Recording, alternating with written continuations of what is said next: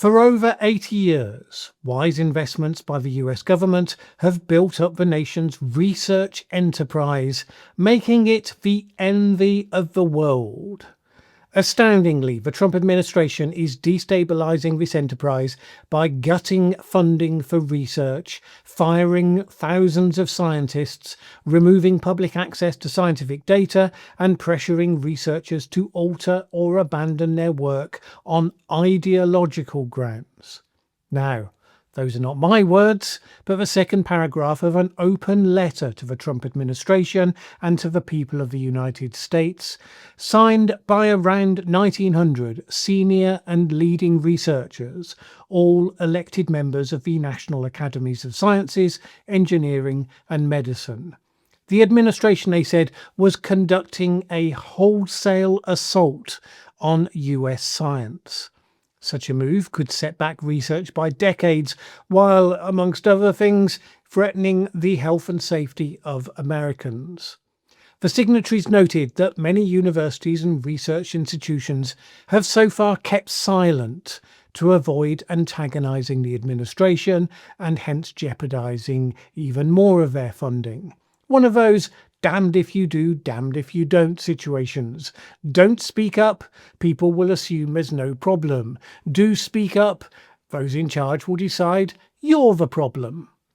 Funding from the National Institutes of Health has dropped by billions of dollars. And of course, it's not just levels of funding, but also about reshaping research priorities, apparently based on ideology. The White House has been looking to cancel research in areas where it would like the facts of reality to go away, please, such as climate science. And by putting someone noted for strong, unorthodox positions on health in charge of the nation's health services, you're starting to see some of the basics underpinning mainstream scientific research being undermined. So, as a result, last week, America's top vaccine regulator resigned, citing John F. Kennedy Jr.'s misinformation and lies. Dr. Stephen Wolfe, a health policy researcher who helped coordinate the open letter, told the New York Times this: "I know what this is going to do to life expectancy in the United States, to mortality rates, to the mental health crisis we're having."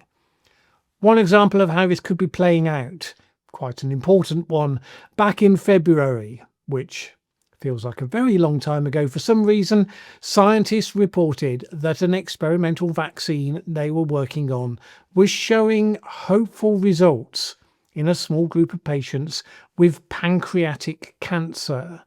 The vaccines being trialled were found to produce an immune response in some but not all of the small number of recipients, and those who got that response were less likely to see the return of their cancer. Pancreatic cancer is particularly problematic because it's often diagnosed late and hence has lower survival rates than many other forms of cancer. So that sort of progress on a vaccine to reduce its impact would surely be agreed by everyone to be a good thing, right? Except the vaccine uses messenger RNA, mRNA technology.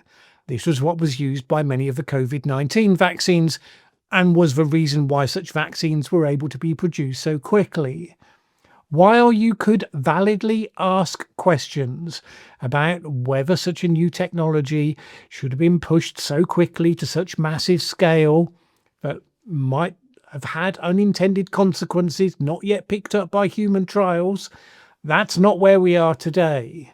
Rather, a significant portion of the MAGA political movement took against the technology on principle as an article of faith, not that there should be more research to get clearer, robust data, just on the level of mRNA equals bad, ivermectin equals good.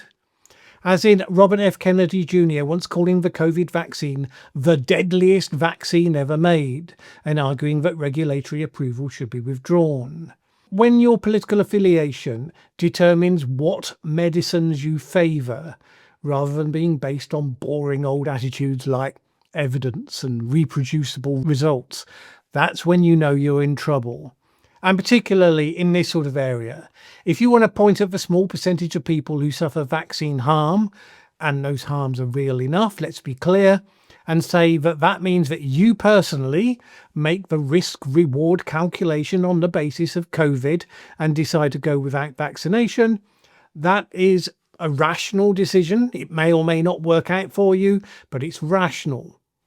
If you're suffering from a likely life-ending cancer, you would expect that would change the balance in such a risk-reward calculation on the same technology pretty significantly. However, last month, scientists were reportedly being advised by NIH officials to remove any references to mRNA technology from grant applications. This advice came after an email from on high asking for detail of all grants, contracts and collaborations involving mRNA technology. A request that the scientific journal Nature reported pulled back around 130 entries. Given the nature of DOGE cuts to date, how projects have been targeted on keywords believed to be problematic by an administration that apparently couldn't science their way out of a paper bag, the expectation is that these projects are being identified in order to be axed. I mean, there's no other implication to be drawn from the informal advice to remove references to it. A similar email looking for projects on vaccine hesitancy saw any such projects being culled in the aftermath, so that's another piece of evidence. Drew Weissman, a biologist and joint Nobel Prize winner for work that led to the mRNA vaccines, said that the idea of cutting all such programs just doesn't make sense. It would delay the discovery of treatments and cures for many diseases and damage the cause of US science. The people who argue that the establishment twisted the science to meet their own ends, they kind of lose the argument if their first action on taking power is to cancel all the research based on a word search, for goodness sake. That is people who want to shape the messages according to what they want to hear, not people who want to know the truth, because it benefits the country to develop treatments that will work, that will be sought after worldwide. The bloc has also come to existing collaborations, particularly with the United Nations expert body, the Intergovernmental Panel on Climate Change, IPCC. So Trump officials have blocked NASA's chief climate scientist from co-chairing an IPCC working group that is planning the next international climate assessment. The team of scientists and others who provided technical support to that work has seen funding cancelled. Others will continue to contribute. The work that scientists do for the IPCC is voluntary and typically supported by their institutions.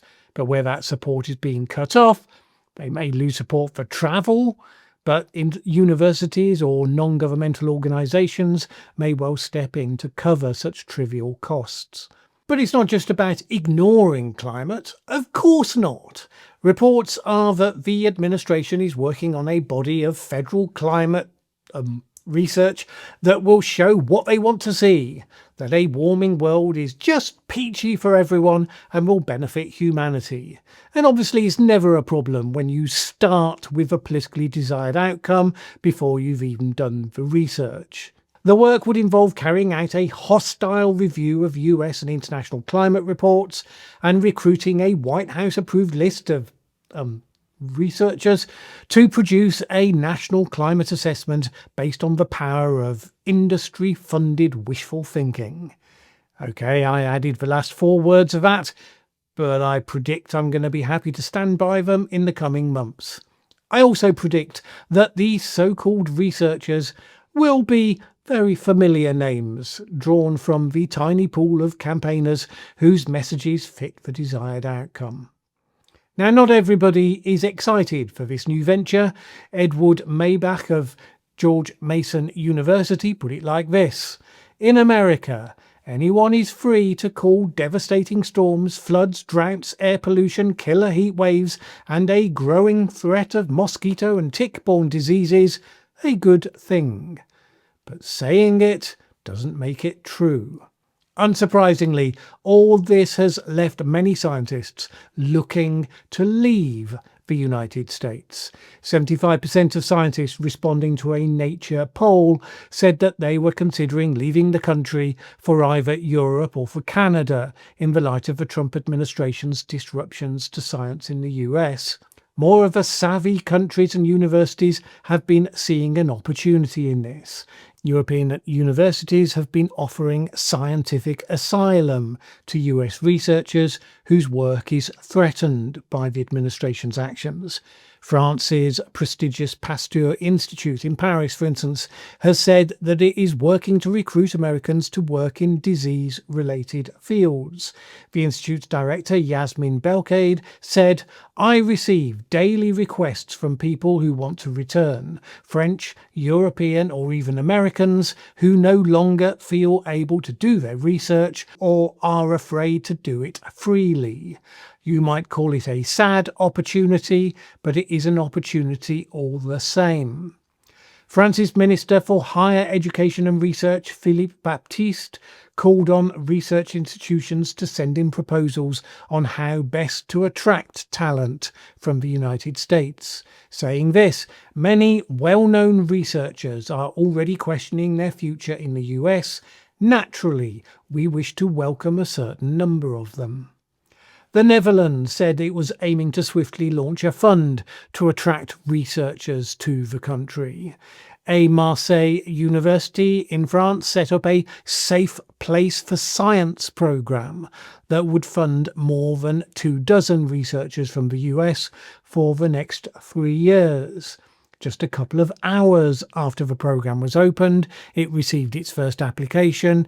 2 weeks after it was launched, there had been around 100, with dozens more from Yale, NASA, and Stanford coming in every day. This is something, but of course it's not possible, at least in the short term, for all the work that the US was doing in important areas of scientific research simply to be absorbed and taken over by Europe and elsewhere. Until the Trump administration wielded its wrecking ball, the US had been the focus for the scientific brain drain. More researchers went there, attracted by the cutting-edge science that was being done, than anywhere else in the world. Well, that flow has stopped pretty abruptly, but reversing it and doing so to good effect, it's not something that happens overnight or indeed in the lifetime of one political administration. There are other centres of excellence, but particularly in areas such as health research, there's no doubt the quantity of useful, innovative work being done is now going to drop. The advancements of science will slow, with an impact on the well-being of humanity, as well as the continued success of the United States. And all because the lying liars who lie a lot told the world that they were sceptical of the mainstream science and felt the quality of research should be higher. But as soon as the ball was in their court, what they actually did was to cancel the research, remove the data, and then declare that a victory for common sense or something. If we were to see a new dark age in this modern technologically advanced world, something you'd think wouldn't be possible, maybe this is a glimpse of how such a thing comes to be.